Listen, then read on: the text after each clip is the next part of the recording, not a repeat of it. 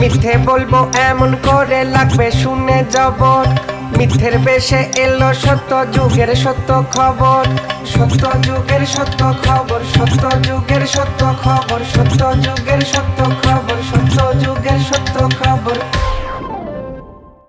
নমস্কার, সত্য যুগের সত্য খবরে আপনাদের স্বাগত জানাই। খবর পড়ছি আমি সুমন রঞ্জন নন্দী। আজকের বিশেষ বিশেষ খবর হলো, শহরের পুলিশ হেডকোয়ার্টারে খুশির হাওয়া। দীর্ঘ 4 দিন নিরুদ্দেশ থাকার পর খোঁজ মিলল অপরাধ দমন শাখার প্রধান শ্রী বাবান বলের।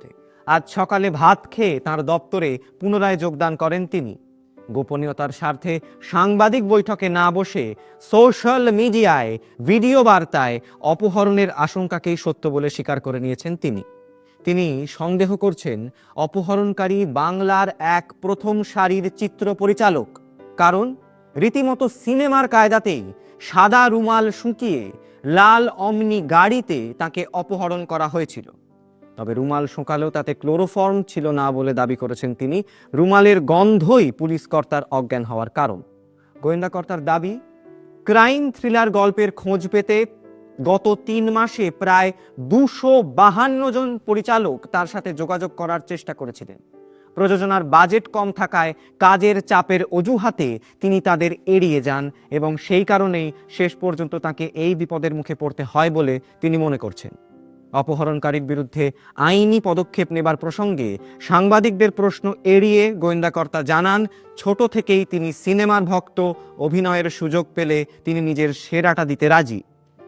ঘটনার গুরুত্ব অনুভব করে পুলিশ মন্ত্রী আজ বিকেলেই বৈঠক ডেকে পুলিশের গোয়েন্দা বিভাগে একটি চলচ্চিত্র শাখা খোলবার সিদ্ধান্ত নেন, যার প্রধান দায়িত্ব হবে বাংলা বিনোদন জগতে ক্রাইম থ্রিলারের যোগান অক্ষুণ্ণ রাখা। এই সিদ্ধান্তকে স্বাগত জানিয়ে আজ কেন্দ্রীয় সংশোধনাগারে ফৌজদারি মামলায় সাজাপ্রাপ্ত বন্দীরা 1 ঘন্টা থালা বাজিয়ে উচ্ছ্বাস প্রকাশ করেছেন। চলে আসছি খেলার খবরে। দেশব্যাপী ক্রীড়াবিধি সংস্কারের যে উদ্যোগ নেওয়া হয়েছে তার 9তম সংযোজন, আর হাত দিয়ে খেলা যাবে না ব্যাডমিন্টন, জানিয়ে দিল জাতীয় ক্রীড়া সংস্থা। উত্তরপ্রদেশে একটি প্রদর্শনীমূলক ব্যাডমিন্টন প্রতিযোগিতায় অংশগ্রহণ করে টানা 15 পয়েন্ট খুইয়ে এমনই সিদ্ধান্ত নিলেন জাতীয় ক্রীড়ামন্ত্রী শ্রী অটল নিরুপম মিত্তল। খেলা শেষ হওয়ার আগেই মিত্তলজি জানান তার প্রতিপক্ষকে ডিসকোয়ালিফাই করতে হবে, যদিও কারণ হিসেবে তিনি কিছুই জানান না। এই নিয়ে বচসা শুরু হলে সাময়িকভাবে খেলা মুলতুবি থাকা অবস্থাতেই নতুন নিয়মাবলী এসে পৌঁছয় badminton association for new trainee of UP ওরফে বান্টুর দপ্তরে।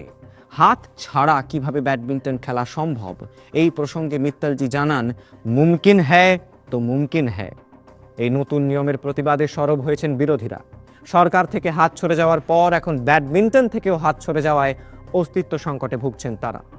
পা দিয়ে মারার উপযুক্ত বড় কর্ক রপ্তানির টেন্ডার ইতিমধ্যেই পেয়েছে আফ্রিকার একটি কোম্পানি। এখন আসন্ন অলিম্পিকে এই নতুন ব্যাডমিন্টনে ভারত কোনো মেডেল আনতে পারে কিনা সেদিকেই চোখ থাকবে সকলের। চলে আসছি আবহাওয়ার খবরে। গত 1 মাস প্রবল বর্ষণ ও 1 সপ্তাহ তীব্র দাবদাহের পর আগামী 5 দিন টানা তুষারপাত হবে বলে অগ্রিম সতর্কতা জারি করল আবহাওয়া দপ্তর।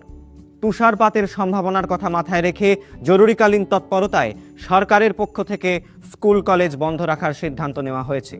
পাড়ায় পাড়ায় কম্বল বিতরণ শুরু করা সম্ভব হয়নি, কারণ কম্বল মুড়ে রাখার ত্রিপল খুঁজে পাওয়া যাচ্ছে না বলে জানানো হয়েছে স্থানীয় ক্লাবগুলির পক্ষ থেকে। এই বিষয়ে তদন্তের জন্য নিয়োগ করা হয়েছে গোয়েন্দা বিভাগের chief civic volunteer mister C V বর্মনকে। বন বিভাগ জানিয়েছে, এই তুষারপাতের ফলে শহরের বুকে দেখা মিলতে পারে পেঙ্গুইনদের। বিশেষ একজনের অনুপ্রেরণায় তাই পেঙ্গুইন পার্ক তৈরির কাজ চলছে জোর কদমে। প্রবল শীতে নিজেদের উষ্ণ রাখতে মদের উপর থেকে ট্যাক্স মকুবের সিদ্ধান্ত ঘোষণা করা হয়েছে। আগামী মাস থেকে জনতার মনোবল বৃদ্ধি করতে শুরু হচ্ছে পিকনিক ভাতা। জনকল্যাণ দপ্তরের সচিব শেখ জামাল কুদুকে আবহাওয়ার এই পরিবর্তনের কারণ জিজ্ঞেস করলে তিনি জানান, এই তুষারপাত জোয়ারের ফলে হচ্ছে, উন্নয়নের জোয়ার। চিয়ার্স। এরপরে তার কথা জড়িয়ে যাওয়ায় আর কোনো প্রতিক্রিয়া পাওয়া সম্ভব হয়নি। হাওড়া ব্রিজের ভিড় এড়াতে বরফ জমা গঙ্গার উপর দিয়ে যাতায়াত শুরু করা যাবে বলে জানানো হয়েছে ট্রাফিক কন্ট্রোল থেকে। কিন্তু এই সবের মাঝে গঙ্গা জলের আকাল দেখা দিতে পারে বলে দুশ্চিন্তায় আছেন পুণ্যার্থীরা। সত্য যুগের সত্য খবর আজ এ পর্যন্ত। নমস্কার। মিথ্যে বলবো এমন করে লাগবে শুনে জবর, মিথ্যের বেশে এলো সত্য যুগের সত্য খবর। সত্য যুগের সত্য খবর, সত্য যুগের সত্য খবর, সত্য যুগের সত্য খবর, সত্য যুগের সত্য খবর।